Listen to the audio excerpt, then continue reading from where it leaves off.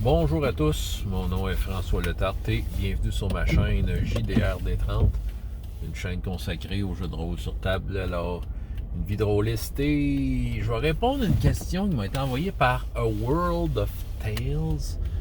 Je vous invite d'ailleurs à aller voir sa chaîne YouTube, je pense que je vais mettre un lien en bas. Le gars, entre autres, ses vidéos sont en anglais, mais je pense que c'est un Québécois qui fait un jeu de rôle, en fait, médiéval fantastique. Il l'explique dans ses vidéos, comment ça marche, puis tout ça. Donc, je trouve ça pas mal intéressant. Ça vous tente d'aller jeter un œil puis commenter son travail. Je pense qu'il l'apprécierait. Donc, A World of Tales m'a posé une question. Puis, de ça, je m'avais posé ça il y a 2 semaines. J'ai oublié de la prendre en note dans ma liste de vidéos. Là, il m'a rappelé ça aujourd'hui. Fait que, voilà, je vais me tenter à l'exercice et vous voyez les questions d'ailleurs dans la description plus bas. Si j'avais à choisir entre éternellement, là, pour le restant de mes jours, en fait, jouer à un type de table, soit une table d'expérimenté ou une table de joueurs débutants, qu'est-ce que je choisirais?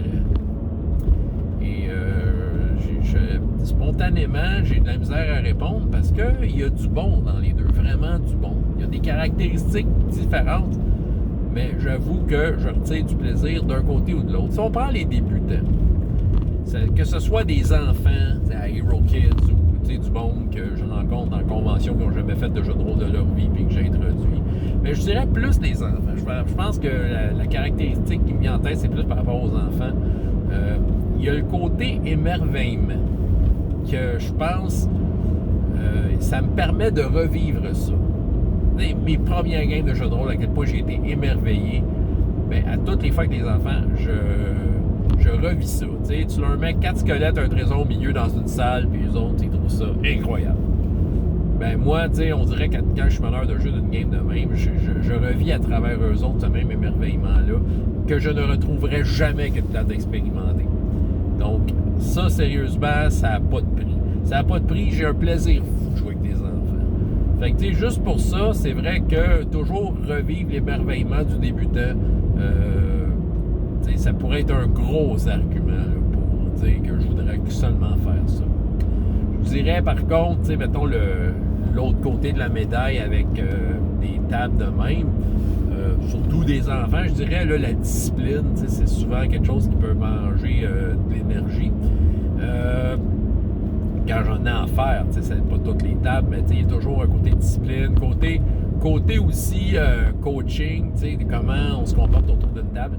Puis il y a aussi le côté que table de débutant, je le fais pas 100% pour moi. Je veux dire, malgré le fait que j'ai beaucoup de plaisir, c'est pas 100% pour moi que je fais ça, ce genre de table-là. J'ai comme le focus. Ma priorité, c'est vraiment les joueurs autour de la table qui vivent une belle expérience étant donné qu'ils sont là à apprendre le jeu. Mais moi, c'est ça, je suis au service de leur plaisir, c'est ça. Mais, je veux dire, il y a un retour de balancier qui fait en sorte que moi aussi, je retire du plaisir. Comme je dis, je vis leur émerveillement à travers mon rôle de meneur de jeu. Ce qui fait que, au final, c'est assez gagnant. Table d'expérimenter, selon moi, veut dire, la caractéristique est différente. Le bon côté, l'élément gagnant, c'est que, avec des joueurs expérimentés, on connaît Aaron, on sait comment communiquer, faire des passes, parler aux autres, laisser la place à tout le monde, mais prendre la note. Il y a quelque chose de très constructif. On peut vraiment aller plus loin, là, c'est pas compliqué. Là, on peut aller plus loin en jeu de rôle parce qu'on est capable de faire ça. On est capable de bien se comporter autour d'une table. Fait que les joueurs expérimentés, ça c'est le gros point. Je vous dirais, là, l'autre côté de la médaille, là aussi, il y a quelque chose que je remarque. C'est qu'on est difficile à satisfaire quand on est expérimenté. Justement, on en a essayé des jeux de rôle. Les enfants, eux autres, là, si tu leur proposes une activité, là, peu importe le jeu de rôle que tu as choisi, ils vont suivre. Mais quand tu es adulte, là, à un moment donné, tu as comme essayé toutes sortes de jeux de rôle, peut-être, si tu es expérimenté. Puis, tu sais ce que tu veux, tu sais ce que tu veux pas. Fait qu'à un moment donné, tu viens comme pointilleux, chialeux. Si tu te retrouves dans un jeu que tu aimes moins, tu y vas de reculons. Si le style de jeu ne concorde pas avec le style de jeu de ton voisin, ben tu seras pas bien à la table. Ça demande une mise en place, une séance zéro, une discussion, du debriefing. Ça demande toutes sortes d'affaires de même pour être sûr que tout le monde est heureux. T'sais. Puis c'est ça. Fait que c'est pas exempt de je pense que d'expérimenter ne veut pas dire d'être exempt de problèmes. Il y a des problèmes qui sont là aussi, comme je vous ai dit. C'est ça, on est comme pointilleux tout ça. Mais évidemment, si tu trouves une table avec qui tu t'entends bien puis que tu n'as pas justement tout le monde s'entend sur le jeu puis sur le style de jeu, ben là, OK, oui, là, ça embarque puis ça lève. Maintenant, il me demande de faire un choix. C'est toute une question pour un champion, ça. The World of Tales. Tu me demandes lequel que je choisirais entre les deux. Éternellement pour les débutants. Ben, écoute, je vais y aller de façon très égoïste. Je pense que j'irai avec la table d'expérimenter. J'irai avec la table d'expérimenter. Mais je vais faire une réponse cette soirée. Je vais faire une twist dans la réponse. Là, mais table d'expérimenter. Ne serait-ce que à la base, ben, je fais du jeu de rôle parce que ça me tente. Fait que j'ai envie de le partager avec du monde qui savent comment ça marche aussi. T'sais. Je pense qu'il y a un peu de ça.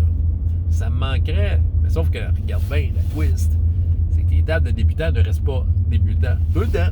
À un moment donné, ils deviennent expérimentés.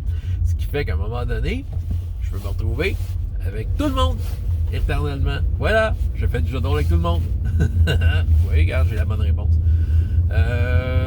Mais c'est cruel, parce que, tu vois, je veux dire, on dirait, non, tu vas juste jouer avec des débutants le restant de tes jours. Puis je serais content pareil. Fait, je sais comment ça marche. Parce que justement, revivre cet émerveillement-là du débutant, ça fait du bien. Les deux font du bien. C'est difficile d'avoir les deux en même temps. C'est ça. Je pense que j'arrive pas à avoir les deux en même temps. C'est ça. Fait que pour les deux côtés, je les aime. Puis je serais capable de me contenter d'un des deux côtés. Mais mettons là, oui, regarde, je vais penser à mon gros cul, puis ouais, go, avec des expérimentés. Quelque chose que c'est 100% pour moi, ben oui, j'irai là. Voilà, vous avez ma réponse d'égoïste. François Letard, JDR Détrempe. Et avant que je finisse mon dernier mot, allez voir le site The World of Tales, allez voir son jeu, allez commenter. Et jusqu'à la prochaine fois, ayez autant de plaisir dans la vie que dans les jeux. Au revoir!